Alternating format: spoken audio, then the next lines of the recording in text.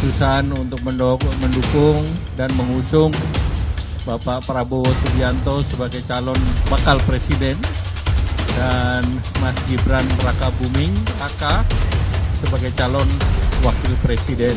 Dikabulkannya batas usia Capres-Cawapres oleh Mahkamah Konstitusi membuat langkah Gibran Rakabuming Raka untuk maju sebagai bacawa pres dari Prabowo Subianto berjalan dengan mulus, saudara. Partai Golkar yang pertama kali mendeklarasikan nama Gibran. Seperti apa kemudian Partai Golkar melihat kekisruhan yang terjadi di Mahkamah Konstitusi sekarang yang saat ini berada di MKMK atau Majelis Kehormatan Mahkamah Konstitusi? Kita perbincangkan bersama dengan Ketua DPP Partai Golkar yang juga adalah Ketua DPD Golkar Jawa Barat, ada Aceh Hasan Sadzili. Kang Aceh, terima kasih sudah bersama Nilu, sehat selalu ya Kang Aceh. Kang Aceh, ada masyarakat yang menganggap bahwa Jokowi terlalu banyak cawe-cawe, termasuk putusan Mahkamah Konstitusi ada campur tangan Pak Jokowi. Tanggapan Anda? Saya kira itu baru dugaan ya. Dan saya meyakini bahwa Presiden Jokowi sebagai eksekutif tentu tidak bisa mengintervensi terhadap yudikatif. Meskipun itu ketuanya adalah ipar dari Pak Jokowi. Ya, kita tidak bisa memungkiri bahwa beliau adalah iparnya Presiden Jokowi. Tapi kan kita tahu juga bahwa di Mahkamah Konstitusi itu ada 9 hakim yang lain. Terlepas dari apapun, proses judicial review terhadap persyaratan capres maupun calon wakil presiden di Mahkamah Konstitusi menurut saya telah melalui proses pengkajian dari berbagai macam pertimbangan yang dilakukan oleh Mahkamah Konstitusi, dan kita harus hormati keputusan tersebut terlepas puas atau tidak puas terhadap keputusan tersebut. Gitu.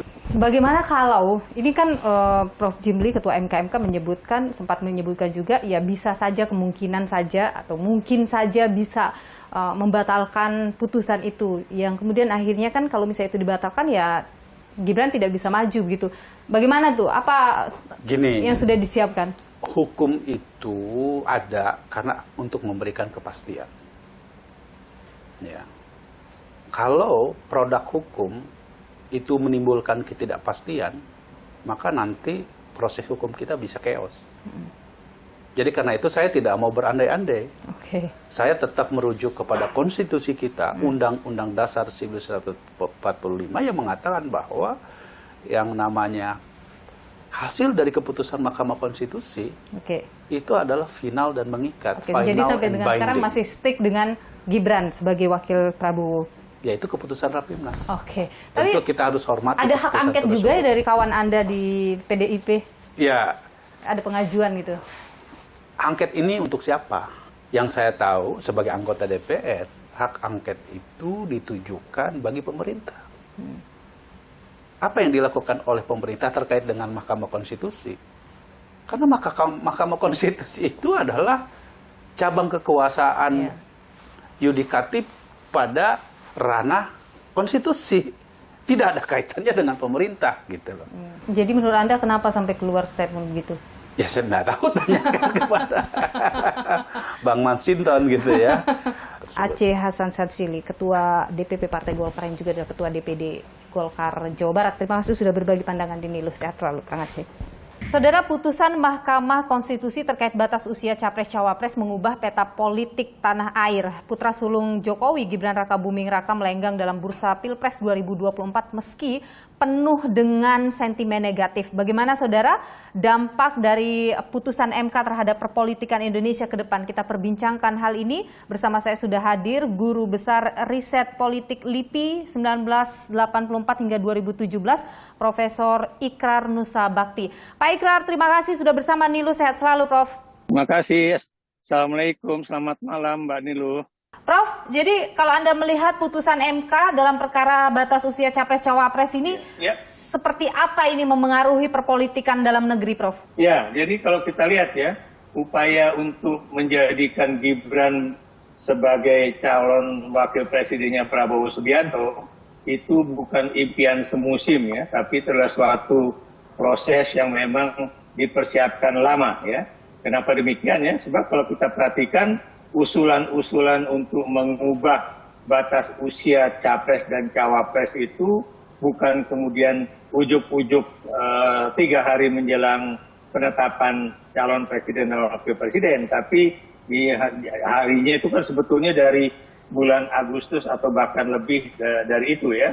Dan kemudian karena tahu bahwa batasan usia itu tidak bisa diubah, makanya kemudian dimasukkanlah usulan yang kira-kira bukan cuma batas usia tapi atau misalnya tambahan frase atau pernah menjadi pejabat di daerah melalui hasil pemilihan umum ya. Nah, makanya kemudian itulah yang diterima oleh Mahkamah Konstitusi, walaupun juga penerimaan itu sendiri kan kalau kita lihat dari hasil votingnya itu kan masih juga dipertanyakan ya. Anda melihat ini adalah legasi terburuk Jokowi di bidang politik? Menurut saya ini legasi yang terburuk yang pernah dimiliki oleh Presiden Republik Indonesia. Kenapa demikian ya? Karena beliau berupaya untuk melakukan rekayasa-rekayasa politik ya, rekayasa-rekayasa hukum ya, supaya sang anak sulung beliau yaitu Gibran Rakabuming Raka itu bisa menjadi calon wakil presiden ya. Ini menurut saya tidak bisa diterima dengan akal sehat. Tapi ya. kalau Anda melihat sentimen negatif dari pasca putusan itu besar memang ya, Prof. Saya bilang itu besar, kenapa demikian ya? Dan Anda jangan lupa loh ya, itu besarnya itu bukan dari kalangan oposisi loh ya.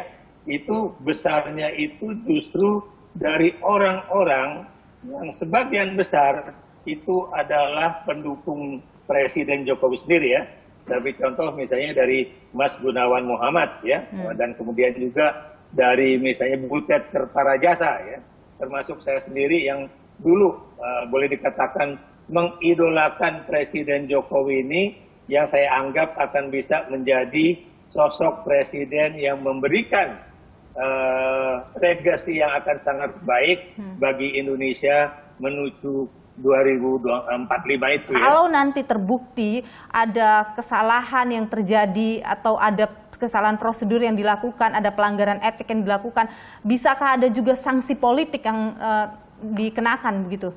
Itu almost impossible ya, hampir tidak mungkin, tidak ada korelasi politik ya antara keputusan MK dengan intervensi dari istana, dalam hal ini Presiden Republik Indonesia Joko Widodo gitu. Kalau beliau mengatakan saya nggak intervensi, saya tidak menghubungi, menurut saya hampir nggak mungkin. Masakan di dalam proses itu tidak ada hubungan sama sekali antara kakak ipar dengan adik iparnya gitu. Jadi itu yang makanya banyak orang percaya ya bahwa patut diduga ya atau hampir pasti bahwa memang proses di Mahkamah Konstitusi itu ada juga proses politik di belakangnya, proses nepotisme di belakangnya, sehingga kemudian putusannya keluar seperti hal yang kita baca sekarang. Begitu. Oke. Dan sanksi politik harus kena kalau itu terbukti?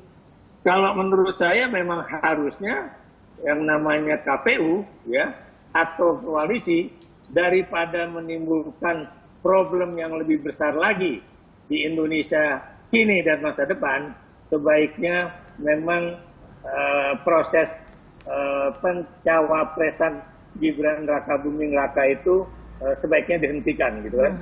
Kenapa demikian ya? Karena ini akan memberikan presiden yang sangat buruk ya di dalam ketatanegaraan kita ya, di mana seorang anak presiden yang belum cukup umur untuk menjadi calon wakil presiden dan kemudian maju melalui proses Mahkamah Konstitusi yang dipertanyakan ya, dan kemudian akhirnya misalnya itu menjadi contoh juga bagi generasi muda kita ya, bahwa ternyata untuk berpolitik itu tidak harus memegang moral dan etika politik yang ada. Baik, Pak Profesor Ikrar Nusa Bakti, Guru Besar Riset LIPI 1984 hingga 2017. Terima kasih atas pandangan Anda di Niluh. Sehat selalu, Prof. Ikrar. Terima kasih, selamat sore, selamat malam, dan sehat selalu juga.